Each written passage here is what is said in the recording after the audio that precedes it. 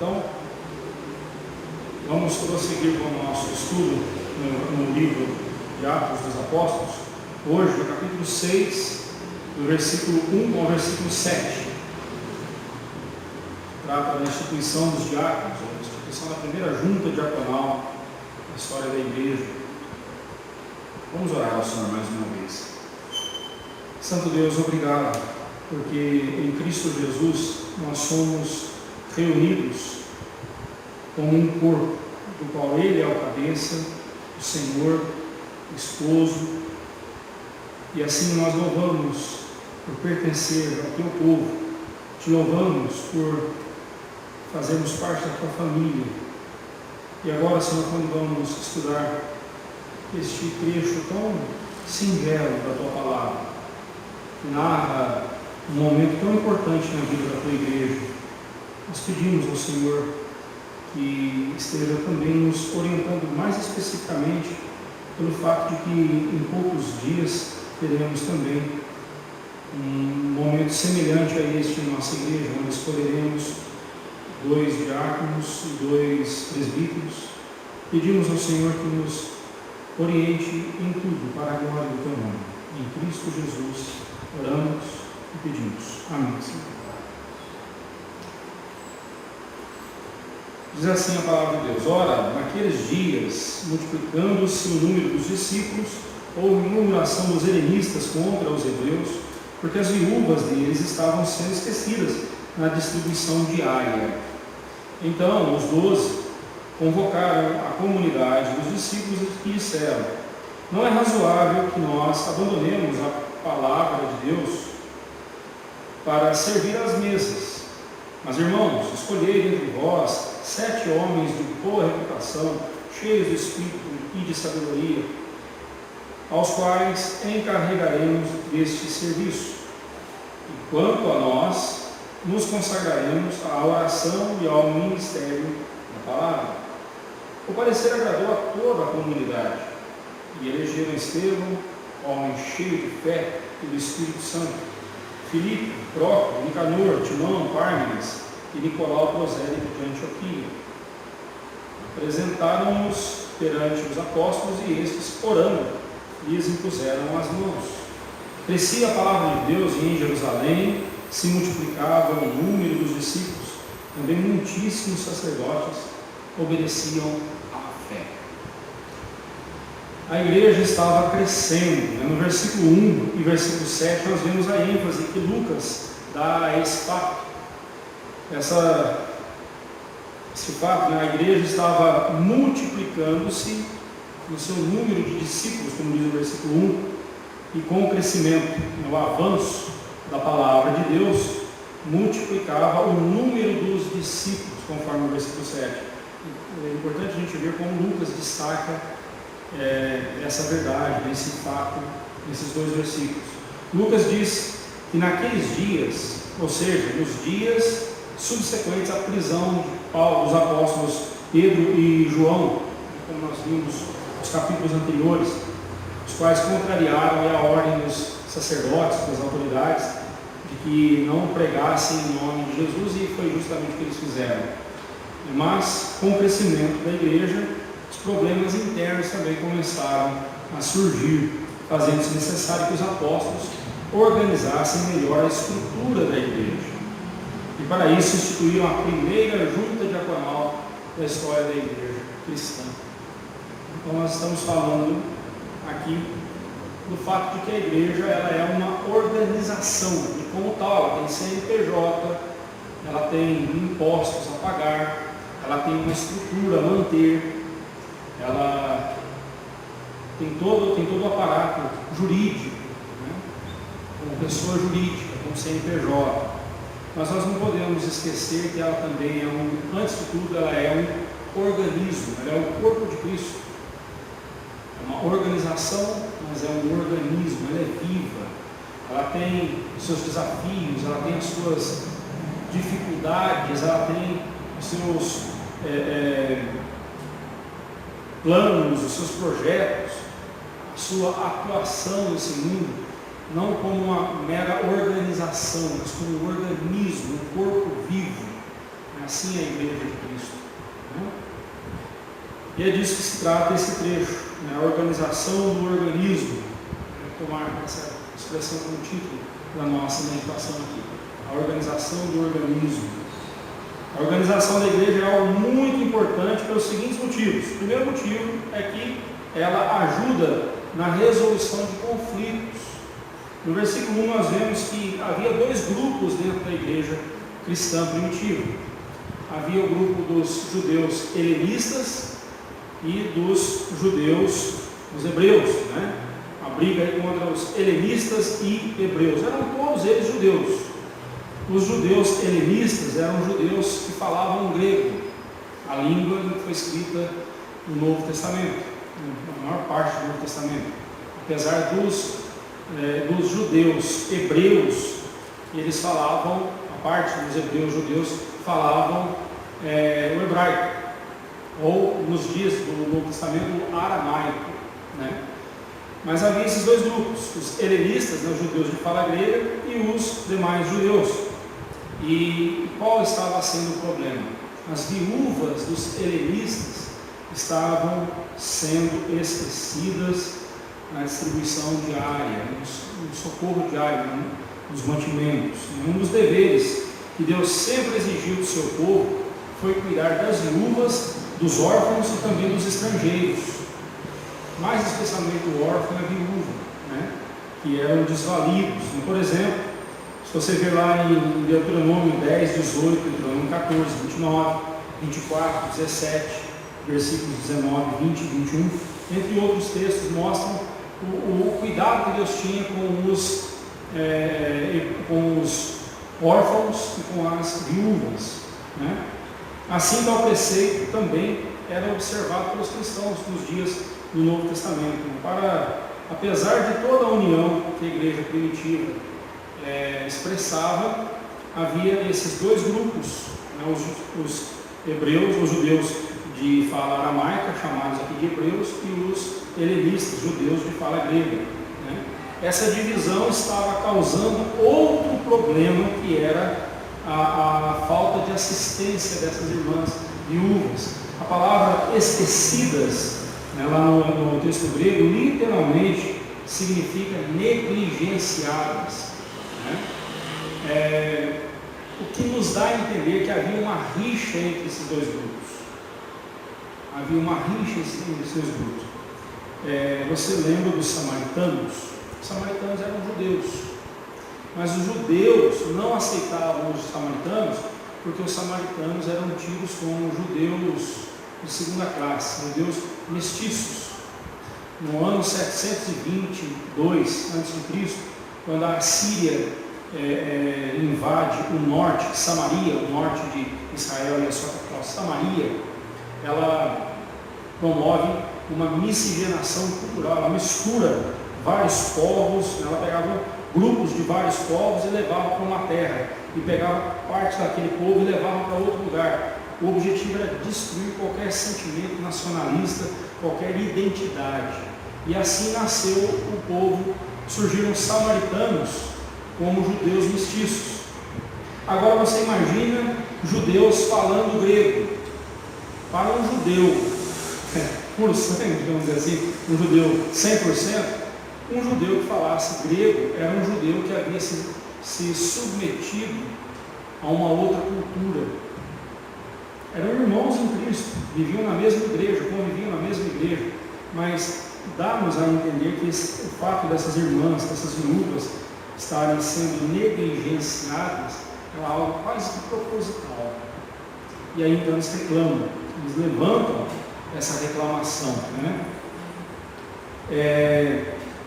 Eu penso aqui que os apóstolos estavam, ou a liderança ali, estavam fazendo isso não por maldade ou desleixo, mas por sobrecarga em suas responsabilidades. Mas dá-nos a intenção, dá-nos a impressão aqui que eles estavam negligenciando justamente por isso. Olha, tem coisa mais importante para fazer. E de fato havia mesmo. Não se assuste comigo quando eu digo isso. Não se assuste com isso. Quando eu dizer que a coisa mais importante do que socorrer os necessitados. Eu vou mostrar por quê daqui a pouco. Outro problema que estava acontecendo aqui era a murmuração.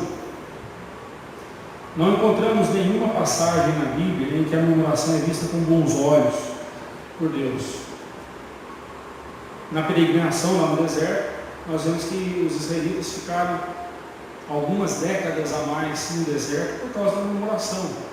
E a velha geração morreu, e enquanto essa velha geração não morreu, essa geração murmuradora não morreu, a nova geração não entrou em Canaã. Eles ficaram 40 anos perambulando pelo deserto, coisa que talvez seria apenas alguns anos, se eles se submetessem à vontade de Deus. Teria sido talvez 2, 3 anos, transformou-se em 40 anos de peregrinação. A murmuração sempre traz problema, ela incita intrigas entre as pessoas, gera desconfiança, atrapalha a comunhão, incita a rebeldia. Os apóstolos identificaram esses problemas e trataram da situação. Mas esses problemas, a negligência e a murmuração, eram resultados da divisão dentro da igreja. Um pecado estava ali. Os dois grupos, hebreus e helenistas, não estavam convivendo como um só corpo. Nada podia ser mais danoso para a igreja do que grupos e partidos dentro dela. E assim acontece conosco hoje. Se nós permitirmos que a igreja tenha grupinhos, tenha panelinhas, ela causará sérios danos a si mesma. Eu vejo com muito cuidado, ainda que eu não seja contrário a isso, mas eu vejo com muito cuidado essa história de pequenos grupos, igrejas que se reúnem em pequenos grupos, sob a ideia de que a igreja está crescendo, então, como não dá para a gente ter comunhão com todo mundo, então vou me agregar a um grupo pequeno, e nesse pequeno grupo eu vou ter comunhão. Sim, de alguma forma isso supre, mas se não tomar cuidado, isso é uma porta aberta para fazer divisão dentro da igreja. E nós temos que aprender, irmãos, a caminhar juntos, com todos. Mas e se a igreja crescer e tivermos aí 500 pessoas, 1000 pessoas dentro da igreja? Irmãos, talvez seria a hora de revermos a nossa estratégia e termos, em vez de uma igreja de 1000 membros, ter 4 igrejas de 250 espalhadas pela cidade. Também nós não temos na Bíblia um número exato. Olha, o número certo de igreja, de membros de uma igreja é X. Aqui em Atos dos Apóstolos nós vimos uma igreja com 120 membros, depois com 3.000, com 5.000. Então, isso não é uma regra, mas nós devemos tomar cuidado, porque se permitirmos que partidos e grupos se formem dentro da igreja, isso pode causar divisão e disputa entre os irmãos. Não nos iludamos, irmãos. Mesmo em meio à mais terna comunhão, podem surgir esses pecados danosos, pelo simples fato de que é uma comunhão de salvos, mas que são pecadores. Nós somos pecadores. Quem traz o pecado para dentro da igreja somos nós. Nós vimos isso no caso de Ananias e Safira, ficou bem claro isso. Quem traz o pecado para dentro da igreja somos nós. Por isso que devemos tomar muito cuidado. Sua parte como membro da igreja é lutar para que não haja divisões dentro da igreja, porque divisão vai trazer disputa, murmuração e descontentamento. Nesse sentido, a organização ela ajuda na solução de problemas, porque ela coloca cada um no seu lugar, executando a sua responsabilidade. E este é outro motivo pelo qual a organização é muito importante para a vida da igreja. Por que nós devemos ser organizados? A organização. Em segundo lugar, porque a organização ajuda a definir o papel de cada um na igreja. Do versículo 2 ao versículo 4, vemos essa verdade. No versículo 2, nós lemos ali que os apóstolos então convocaram a comunidade dos discípulos para resolver o problema. E eles então expõem para a comunidade a seguinte verdade: olha, não é razoável, ou seja, não é correto nós deixarmos a pregação da palavra de Deus, né? Eu não falei abandonarmos a palavra de Deus, significa pregação. Não é correto nós deixarmos o ensino, a tarefa do ensino e da pregação, competir aos apóstolos no começo fazer isso, para servirmos às mesas, né? Para socorrermos materialmente essas irmãs ou os demais necessitados da igreja. Veja bem, não estou dizendo que socorrer materialmente os necessitados não seja coisa importante, mas sim que não é mais importante do que pregar a palavra de Deus. Era isso que eles estavam dizendo.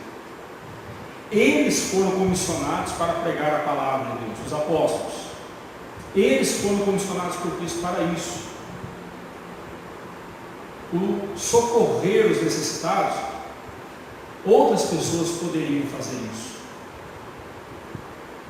Você pode socorrer materialmente uma pessoa por toda a vida dela, mas se ela não ouvir o Evangelho e crer em Cristo, estará fatalmente perdida. De que adiantou toda a sua ajuda material?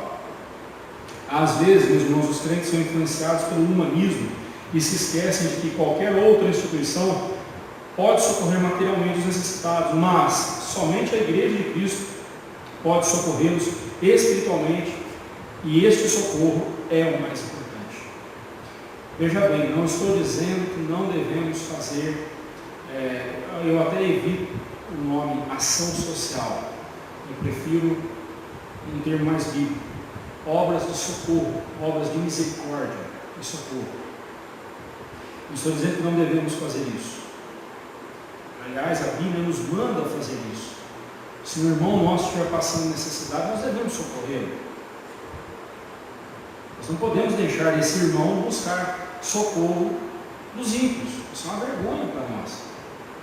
Como nós vamos deixar um irmão nosso passar necessidade e não socorrê-lo? Mas eu vejo, irmãos, um grande problema, especialmente em nossos dias. As igrejas, muitas igrejas estão perdendo a sua voz profética, a sua voz de proclamadora do Evangelho. Elas negociaram o Evangelho, elas diluíram a mensagem do Evangelho, e quando uma igreja faz isso, ela perde totalmente a sua relevância. Teve uma coisa que me dá nos nervos, é quando eu escuto, por exemplo, um convite para uma conferência, né? A igreja no século XXI, buscando a relevância para a glória de Deus. Você, peraí, uma igreja buscando a relevância, buscando ser relevante no mundo, significa que há muito tempo ela fechou a Bíblia e deixou a Bíblia de lado. Porque se nós quisermos ser relevantes nesse mundo, quisermos fazer diferença em nossa geração, meus irmãos, é com a palavra de Deus que faremos isso. Não é com obras sociais. Podemos fazer obras sociais e devemos fazê-las, mas elas jamais deverão chamar a atenção mais do que a palavra de Deus, mais do que a pregação da palavra de Deus. Ah, pastor, mas o ímpio, o carente, necessitado, ele não sabe nada do Evangelho. Ele vai se impressionar com a igreja se ele receber uma cesta básica da igreja, receber um socorro da igreja. Você está comprando o pecador pela miséria dele. Não é por aí, irmãos. Nós não usamos a miséria alheia como trampolim para pregar o Evangelho, como pretexto para pregar o Evangelho. Nós pregamos o Evangelho e mostramos para o pecador que a única solução para ele é o Evangelho de Cristo, é a palavra de Deus e só. Se você passar a vida inteira socorrendo uma pessoa materialmente, toda semana, todo mês, você vai lá e leva um mantimento para ela, paga as contas dela, ajuda essa pessoa, e não pregar o Evangelho para essa pessoa, você não foi bênção na vida dela, você foi estorvo na vida dela, você foi pedra de tropeço, porque o que essa pessoa mais precisa é da palavra de Deus. Muitas pessoas interpretam errado o que Tiago diz na sua carta sobre socorrer alguém ou não socorrer, e dizer vai com Deus, Deus abençoe. E muitas pessoas acham que nós devemos focar a nossa ação em socorrer as pessoas em vez de pregar o Evangelho. E só poderemos pregar o Evangelho se antes nós socorrermos as pessoas. Irmãos, isso é uma interpretação totalmente equivocada do livro de Tiago, da carta de Tiago. Nós temos que pregar o Evangelho porque o que o homem mais necessita é a salvação. Quando Jesus disse que proveito há em alguém ganhar o mundo inteiro e vier a perder a sua alma, ele também se referia a isso. Que adianta você encher a barriga de uma pessoa e ela partir para a eternidade com a sua alma vazia de Deus, sem conhecer o Evangelho, sem conhecer a Cristo? A única agência autorizada por Deus a pregar o Evangelho é a igreja. Socorrer necessitados, tem muitas agências, tem muitas outras associações, tem um Estado para fazer isso. A igreja pode ser mais uma fazendo isso, mas o papel principal da igreja é a pregação do Evangelho. E se quisermos ser relevantes em nossa geração, não podemos nos afastar da pregação da palavra de Deus. Os reformadores só fizeram o que fizeram no seu tempo porque eles pregaram o Evangelho. Eles abriram as Escrituras para o povo e mostraram o caminho da salvação, que é Jesus. Os apóstolos viram que não era razoável, literalmente correto, deixarem de pregar a palavra de Deus para levar mantimentos e viúvas. Contudo, não desprezavam essa atividade de socorrer as viúvas. Por isso mesmo, eles instituíram uma junta diaconal, os primeiros diáconos. E olha os critérios que eles estabeleceram. E é interessante o seguinte: quem escolheu foi a igreja. Os apóstolos lançaram para a igreja o desafio de escolherem 7 homens, 7 irmãos. Observe que não há nenhuma mulher no meio deles. Veja bem, as mulheres têm um papel muito importante na história da igreja, mas a elas foi vetado o oficialato. Igrejas que têm pastoras, presbíteras, diaconisas, estão pervertendo um princípio bíblico e estão colocando sobre as mulheres um fardo que não lhes pertence, um peso que não lhes pertence.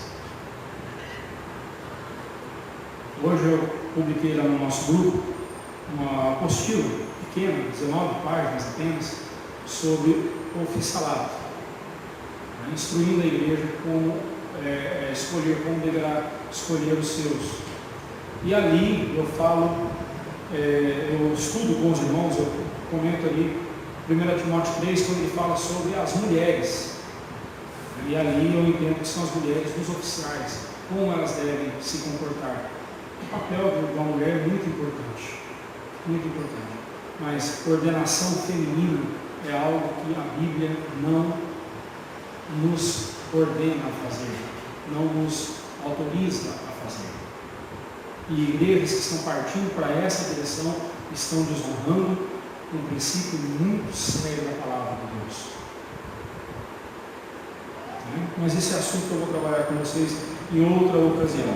Mas observe que os apóstolos seguiram um princípio bíblico, o princípio de escolherem homens e não mulheres para o diaconato. E esse é um princípio que vem do Antigo Testamento, o qual os apóstolos observaram com muito cuidado. Esses homens deveriam ter as seguintes qualificações: serem de boa reputação, cheios do Espírito Santo e de sabedoria, Essas qualificações deveriam ser observadas pela igreja quando a igreja fosse escolher os 7 homens. O número 7 ali não tem nada simbólico, muito menos supersticioso. Não, foi um número que eles acharam necessário. Igual nós aqui vamos escolher 2 diáconos e 2 presbíteros. Por que 2? 2 e 2, 4, porque os 4 cantos da terra, não tem nada a ver, por favor, não delira não, né? É simplesmente a necessidade, né? A necessidade exige esse número, assim como exigia 7 diáconos naqueles dias. As coisas de Deus devem ser executadas conforme os parâmetros estabelecidos pela palavra de Deus, e não de acordo com a perspectiva e interpretação nossa. Não somos nós que dizemos, olha, voltando à questão da ordenação feminina, meus irmãos, todo argumento favorável à ordenação das mulheres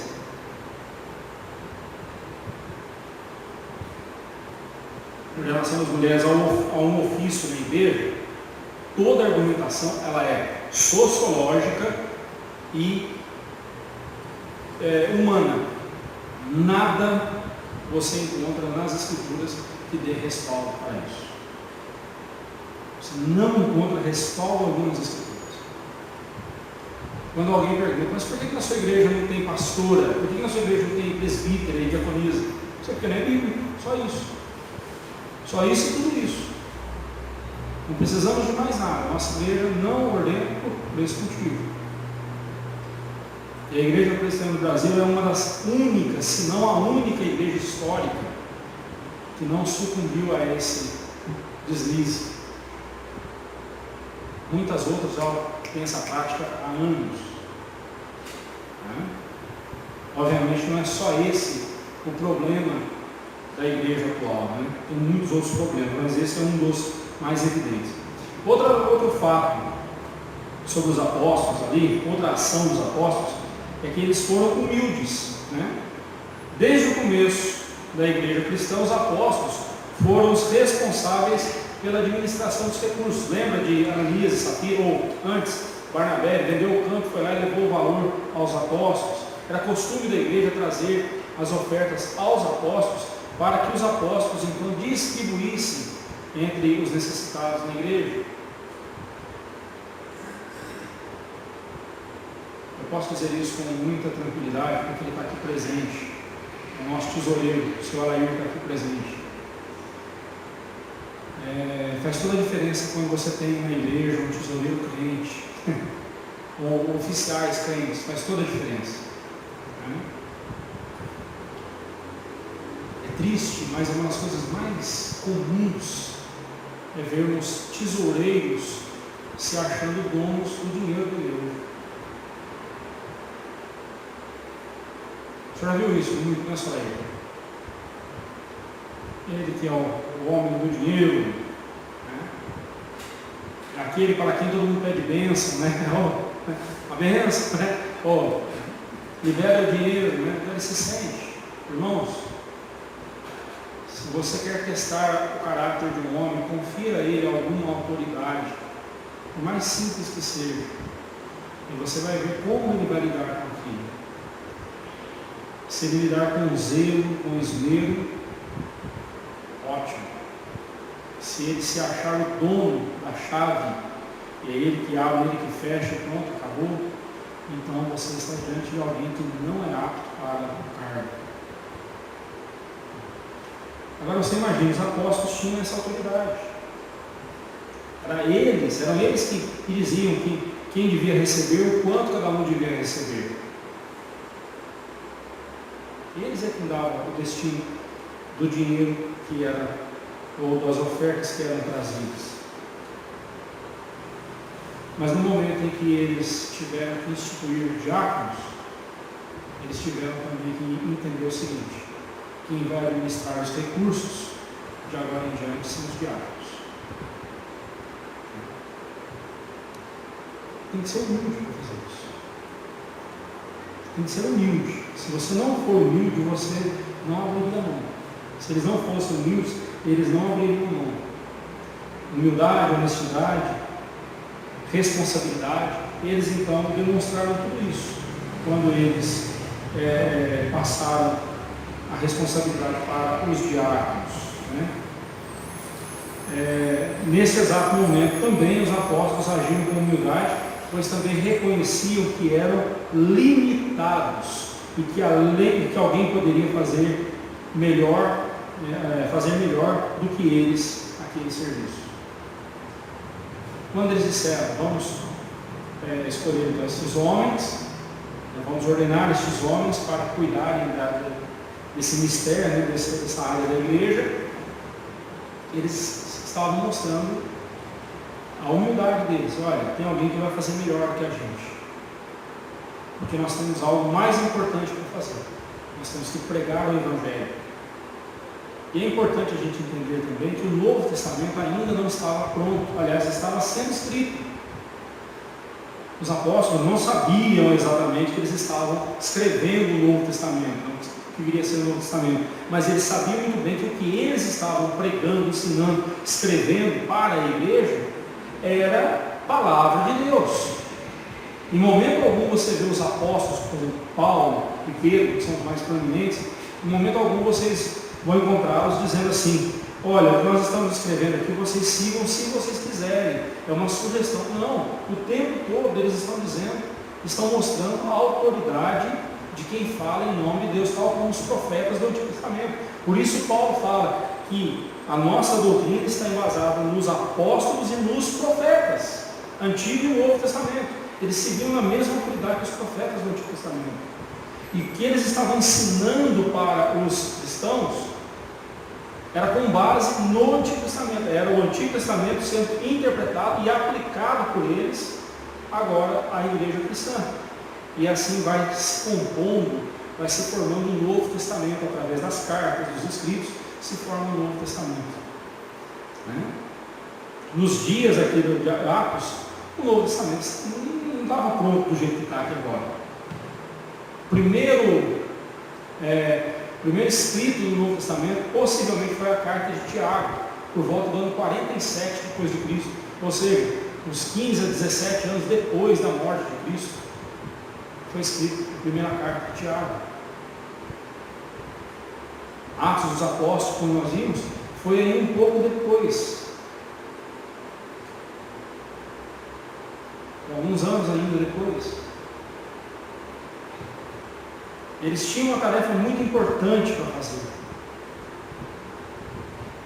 mas para executar aquela tarefa aparentemente simplória e simples, que era levar mantimento para pessoas necessitadas, não podia ser qualquer pessoa, tinha que ser homens cheios de sabedoria, Espírito Santo, e homens de fé, cheios de fé, sabedoria, Espírito Santo e de fé. Sobre boa reputação, cheios de Espírito Santo e de sabedoria. Eles tinham que ser homens qualificados para isso. Também nós vemos na atitude dos apóstolos zelo e responsabilidade. Eles foram chamados e preparados pelo próprio Senhor Jesus durante 3 anos para assumirem a responsabilidade de cuidar da igreja de Cristo, especialmente recebendo a revelação da palavra de Deus que viria a se tornar no Novo Testamento, como acabei de dizer. Por essa razão, eles deveriam se consagrar à oração e ao ministério da palavra. O verbo consagraremos, como os apóstolos dizem ali, e nós, quanto a nós, nos consagraremos à oração e ao ministério da palavra. Traz aqui consigo a ideia de devoção, persistência. Nos consagraremos, nos dedicaremos, nos devotaremos, persistiremos na oração e na pregação, no ensino. Enquanto isso, os homens com boa reputação, cheios do Espírito Santo e cheios de sabedoria, estariam socorrendo materialmente as viúvas. Mas das duas, a mais importante era a parte que cabia aos apóstolos, pois além de tudo estariam recebendo a revelação do Novo Testamento. Além disso, com eles, instruindo devidamente a igreja em todas as questões, com certeza o socorro material por parte dos diáconos também seria feito de forma correta. A organização, meus irmãos, ela nos ajuda a definir a função e o papel de cada um na igreja, cumprindo assim o propósito de Deus, em que um membro completa o outro. É muito gostoso tocar na orquestra.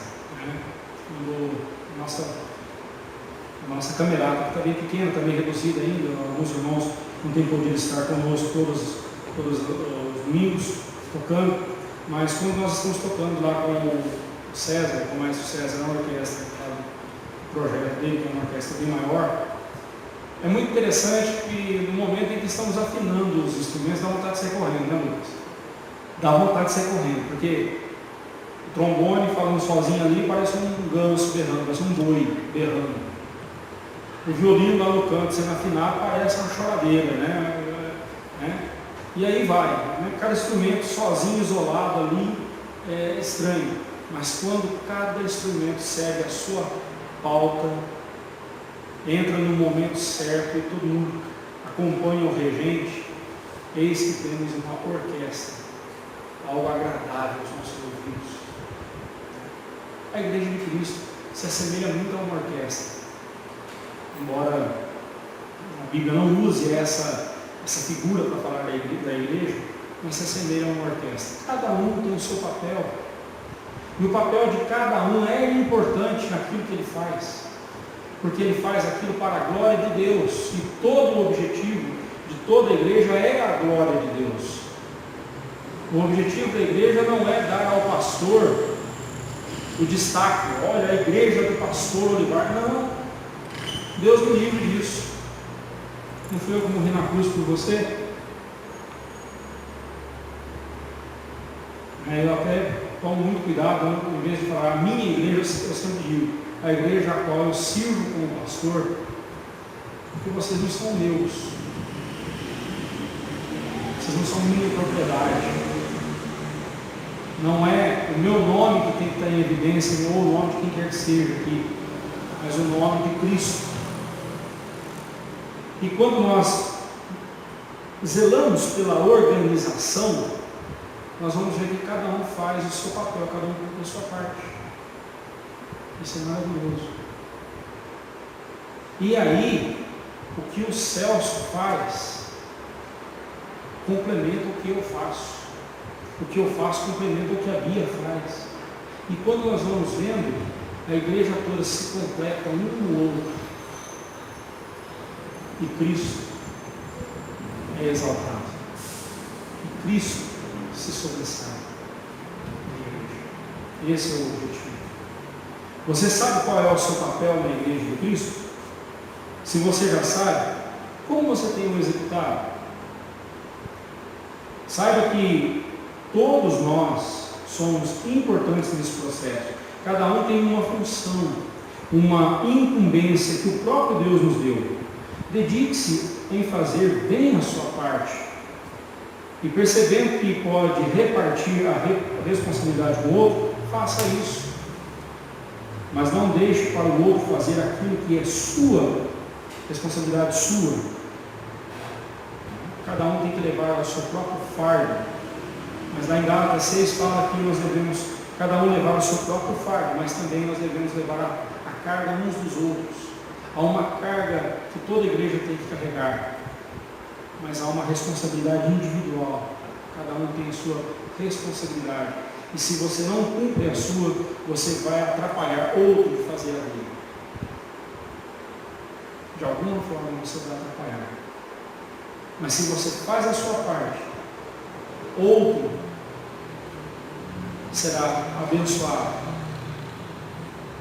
E assim nós vamos ver a igreja fortalecendo e crescendo para a glória do Senhor. Outro motivo pelo qual a organização é importante para a igreja é que ela ajuda a preservar a unanimidade. Eu procurei o autor dessa fala, acho que foi Nelson Gonçalves, eu acho que é ele mesmo, diz que a unanimidade é burra. Toda unanimidade é burra. Discordo plenamente dele. Burrice é ficar disputando alguma coisa quando deveríamos todos caminhar na direção da vontade de Deus. Burrice é isso. É eu ficar disputando com o Solair, quando nós dois deveríamos dar as mãos e caminharmos juntos em direção da vontade de Deus e fazendo a vontade de Deus. Essa disputa é burrice, né? A Bíblia sempre nos mostra que a unanimidade é propósito de Deus para a sua igreja e que devemos nos empenhar para manter essa unanimidade, essa unidade, né? Infelizmente, nem sempre a unanimidade numa decisão é realidade. É por isso que precisamos de um denominador comum, de um ponto de convergência para o qual nossas opiniões deverão ser dirigidas. E esse ponto de convergência para nós é a Bíblia. Para interpretarmos o que a Bíblia diz, precisamos do Espírito Santo nos dando a mesma orientação. Nós precisamos ser unânimes. Enquanto um assunto está em discussão, no concílio a gente vê muito isso, no conselho, presbitério, sínodo, a gente vê muito isso. O assunto está em pauta, está sendo discutido ali, às vezes até os ânimos se alteram, mas quando a decisão é tomada, dali para frente, a igreja tem que ser unânime e obedecer àquela decisão. Nós vamos estudar isso melhor lá no capítulo 15 de Atos. A discussão estava sendo ali fervilhando, mas depois que a decisão foi tomada, a igreja caminhou unida. Lemos que o parecer então agradou a toda a comunidade, e eles elegeram Estevão, Filipe, Prócoro, Nicanor, Timão, Pármenas, Nicolau. Esses foram os 7 primeiros diáconos. E eles foram apresentados aos apóstolos, e os apóstolos, orando, impuseram as mãos. Esse ato de impor as mãos, o ato de transferir a autoridade, de autorizá-los diante da igreja. No versículo 2, vimos que os apóstolos convocaram a comunidade dos discípulos e lhes expuseram o problema e também a solução. Uma liderança orientada pelo Espírito Santo faz isso. Ela mostra o problema, mas também já mostra a solução. E mostra como a igreja deve agir. Os apóstolos viram o problema e apresentaram a solução. Vocês vão escolher 7 homens de boa reputação, cheios do Espírito Santo e de sabedoria. E esse parecer agradou a comunidade, toda a comunidade, e assim fizeram conforme os apóstolos instruíram. Os apóstolos não escolheram os diáconos. Quem escolheu foi a igreja por meio de uma eleição que obedeceu os critérios do versículo 3, né? Aquelas características lá. Outro fato importante aqui, na escolha dos diáconos, é que todos os nomes aqui são de origem grega, o que nos leva a pensar que todos eram também helenistas, judeus helenistas. Cita aí Simon Exterminator, né? O primeiro da lista é Estevão, o nome Stefanas, no grego, significa coroa, e que se destaca entre os outros. Lucas diz que Estevão era um homem cheio de fé e do Espírito Santo. Observe que ele, ao fazer essa menção específica a Estevão e depois a Nicolau, dizendo que Nicolau era um gentio, prosélito da Antioquia, porque ele faz esse destaque, especialmente em relação a Estevão, ele faz esse destaque para mostrar que o que vai vir logo a seguir, né? A partir do versículo 8 nós temos ali a primeira perseguição, o primeiro martírio, o primeiro martírio da história cristã. Estevão foi o primeiro mártir da igreja. Então, Lucas já está nos preparando para o que vai vir daqui a pouco. Na semana que vem nós começaremos aí a ver o que aconteceu com Estevão. Quanto a Nicolau, o destaque que ele dá dele ser prosélito de Antioquia, o que significa prosélito? Alguém que veio do judaísmo para o cristianismo. E observe que no final do versículo 7, falando da multiplicação da igreja, o aumento da igreja, Lucas diz que muitíssimos sacerdotes obedeciam à fé. Então, Lucas já está, ao dar esse destaque a Nicolau, já está apontando para os sacerdotes aqui, que se converteram ao cristianismo. Por esse motivo. Dos demais, Prócoro, Nicanor, Timão e Pármenas, nada mais sabemos. mas eles fizeram o papel deles. Mas eles cumpriram a responsabilidade deles. Eu quero chamar a sua atenção para isso. Pode ser que na obra do Senhor, o seu nome apenas vai constar no rol de membros da igreja. Mas a obra que você fizer, ainda que não apareça nenhum destaque ao seu nome, o que importa é você ser responsável com aquilo que Deus lhe confiou. Esses homens certamente cumpriram o papel deles. Certamente eles cumpriram. Embora não temos mais nada sobre eles, além do que está escrito aqui. Sabe por que isso é importante a gente destacar, irmãos? Porque, como eu disse agora há pouco, o único nome que tem que sobressair na igreja de Cristo é o nome de Cristo. Não é o nosso nome. Não é o meu nome que tem que ser marcado, ficar gravado na história. O que importa é o meu nome estar no livro da vida. E eu viver como alguém que tem o seu nome no livro da vida. Só isso. Mas o único nome que tem que ter todo o destaque é o nome de Cristo. O que ressaltamos aqui também é que quando os apóstolos trouxeram a proposta de elegerem uma junta diaconal, toda a comunidade aprovou e obedeceu. E quando a comunidade escolheu e elegeu a esses irmãos como diáconos, todos os aprovaram e ordenaram ao ofício. Isso é unanimidade. Você vai dizer que isso é burrice? Não é burrice. Na igreja de Cristo, a palavra de Deus é o denominador comum que faz com que todas as diferenças sejam deixadas de lado e somente a vontade de Deus seja ali executada. Quando existe organização, fica bem mais fácil haver unanimidade, porque as coisas ficam mais esclarecidas. Empenhe-se em manter a nossa igreja organizada, a fim de que sejamos unânimes em nossas decisões. Lembre-se que o motivo de sermos unânimes não é outro senão ver o Evangelho de Cristo ser anunciado e Cristo ser exaltado em todas as nossas ações. E o último motivo pelo qual a organização é importante na igreja é que ela ajuda no crescimento da igreja. Olha o versículo 7. Lembre-se que um dos objetivos de Lucas em escrever Atos é mostrar que, a despeito das lutas, perseguições, limitações dos discípulos e outros empecilhos, a igreja de Cristo crescia a passos largos, porque quem estava fazendo com que ela crescesse era o próprio Deus, conforme vimos lá em Atos 2:47. No versículo 7, crescia a igreja, crescia a palavra de Deus, e em Jerusalém se multiplicava o número dos discípulos.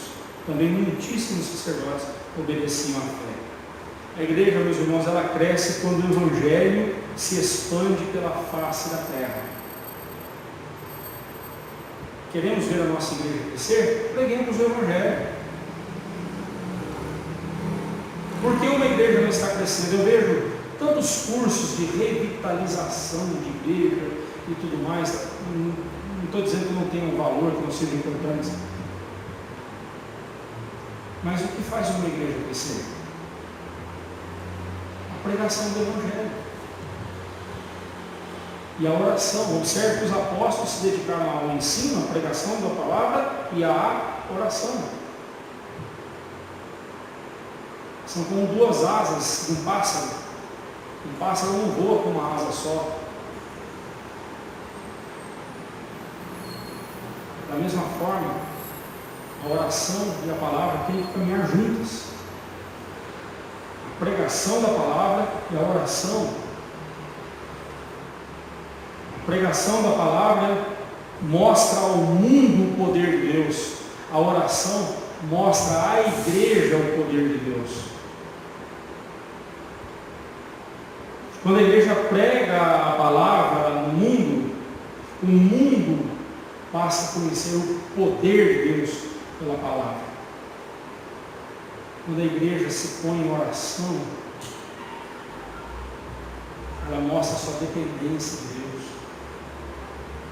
Ela depende de Deus, e dependendo de Deus, ela vai ver o agir, o poder de Deus na vida dela. E eu lhes pergunto, pode uma igreja que tem a pregação e a oração como duas colunas da sua existência não crescer? Claro que vai crescer. A palavra de Deus crescia, literalmente aumentava, avançava e conquistava cada vez mais pessoas, e dentre elas muitíssimos sacerdotes. Os turnos sacerdotais constavam de alguns milhares, chega de 5.000 sacerdotes. Era possível você ver, né, em Jerusalém essa cifra de pelo menos 5.000 sacerdotes ali do judaísmo. Por isso, Lucas destaca que muitíssimos, ele não fala exatamente quantos são, mas muitíssimos, e não são apenas muitos, mas muitíssimos sacerdotes converteram-se a Cristo e obedeciam a palavra. Contudo, estivesse crescendo a pregação da palavra de Deus, ainda estava somente em Jerusalém. Jesus disse aos apóstolos: recebereis o poder ao descer sobre vós o Espírito Santo, e sereis minhas testemunhas em Jerusalém, Judéia, Samaria e até os confins da terra. Eles estavam só na primeira etapa. A igreja estava crescendo esplendorosamente, mas ainda estava só em Jerusalém. Por isso Deus permitiu uma perseguição viesse sobre a igreja naqueles dias, como veremos nas próximas mensagens, nos próximos estudos que nós teremos, nós veremos essa perseguição. O crescimento quem dá é Deus, mas com certeza Ele usa a igreja que zela por sua organização, até mesmo porque isso é um bom testemunho que a igreja dá diante do mundo.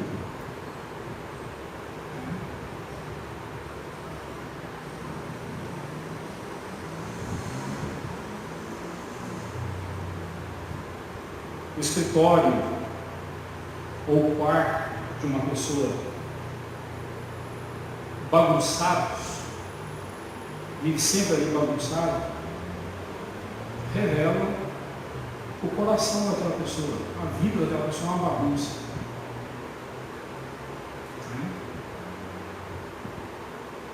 A vida daquela pessoa é desorganizada.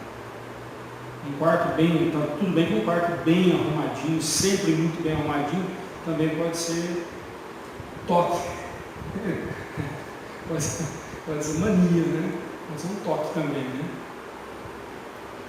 Mas vida, um coração organizado, ele revela uma vida organizada. Da mesma forma, uma igreja organizada revela o zelo que ela tem para com as coisas de Deus, porque ela está dando um bom testemunho diante do mundo. Uma igreja bagunçada, uma igreja que é tudo bagunçado em todos os sentidos, revela uma igreja que não obedece ao Espírito Santo. Porque o Espírito Santo de Deus não é de desordem, não é de bagunça. Eu gosto muito de ler Gênesis, a criação, é impressionante, e como Deus vai colocando cada coisa no seu devido tempo, no seu devido lugar, tudo certinho. Se ele invertesse a ordem das coisas ali, se ele criasse o homem no primeiro dia, onde que ele ia pôr o homem? Né? Mas Deus faz tudo certinho, no seu devido tempo. A igreja tem que refletir esse caráter de Deus. Né? O crescimento quem dá é Deus, mas Ele usa a igreja que zela por sua organização para isso. Né? Ainda é importante destacar que no final do versículo 7, que diz respeito dos sacerdotes convertidos, eles obedeciam à fé, obviamente a fé cristã. Ela não é um amontoado de doutrinas e elucubrações, ela é completamente prática. Sim, ela é um compêndio de doutrinas práticas, não só teorias vagas, mas é teoria prática. Ela requer obediência às suas doutrinas, pois ela é a vida eterna. Deus abençoa uma igreja e a faz crescer quando esta demonstra zelo para com as suas coisas, com as coisas de Deus. E uma boa maneira de demonstrarmos zelo para com as coisas de Deus é mantendo a organização da nossa igreja. Cada um atuando onde Deus o colocou e fazendo bem feito aquilo que Deus lhe confiou. Seja zeloso com as coisas de Deus. Seja responsável com a função que Deus concedeu a você aqui na igreja. Cooperando aqui com a sua igreja, você contribuirá para que o Evangelho seja propagado na face da terra através da igreja. A nossa igreja participa do sustento de missionários que estarão na China, trabalhando na China. Nós estaremos na China de alguma forma. Você estará lá. Você estará lá na China. Talvez nunca você pisará lá. E agora com essas pandemias, nem vontade tem. Mas, através dos nossos missionários, nós estaremos lá. Mas para isso tem que ter organização. Conclusão, irmãos. Tudo seja feito com ordem, com decência e ordem. 1 Coríntios 14, 40. Uma igreja ordeira é bem organizada e reflete o caráter de Deus, transmite seriedade. Contudo, não devemos pensar que só isso é o suficiente. Não é somente porque fazemos tudo com decência e ordem que Deus nos abençoará, mas sim quando fazemos tudo com total dependência dEle. A organização não substituirá jamais a nossa dependência de Deus. Dependermos totalmente de Deus e não nos isenta da responsabilidade de sermos organizados. As duas coisas podem caminhar juntas e devem caminhar juntas. O que Deus quer que nós façamos, irmãos? Primeiro, em nosso zelo para com a organização da igreja, não nos esqueçamos de que ela é um organismo vivo. Por isso, toda frieza e cuidado com ela deve ser severamente, no cuidado com ela, né, deve ser severamente combatida essa frieza. Não devemos nos tratar com frieza, devemos ter amor intenso uns para com os outros. 2. Que caminhemos unidos e unânimes em torno da palavra de Deus. Do contrário, seremos nós os responsáveis por divisões e disputas que estorvarão a nossa comunhão e crescimento. Se você não tiver o foco na palavra de Deus, se o seu objetivo não for obedecer a palavra de Deus, você será um